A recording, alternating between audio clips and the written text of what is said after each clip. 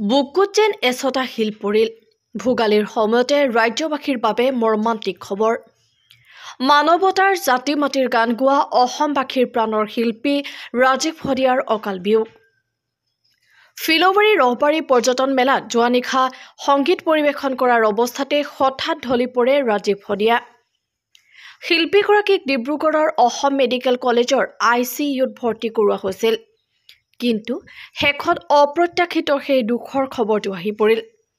সহস্ৰজনক কন্দুৱাই গুচি গ'ল প্ৰাণৰ শিল্পী ৰাজীৱ শদিয়া। ভালে সংখ্যক স্বদেশ স্বজাতিৰ জাতি মাটিৰ গান গাই ৰাইজৰ সমাদৰ বুটলি জনপ্ৰিয় হৈ পৰিছিল ৰাজীৱ শদিয়া। শদিয়াৰ টুপচিঙা গাঁৱৰ পৰা বহু সংগ্ৰামৰ মাজেৰে আহি নিজৰ শিল্পী সত্তাক পৰিচয় দিছিল অত্যন্ত প্ৰতিশ্ৰুতিসম্পন্ন শিল্পীগৰাকীয়ে।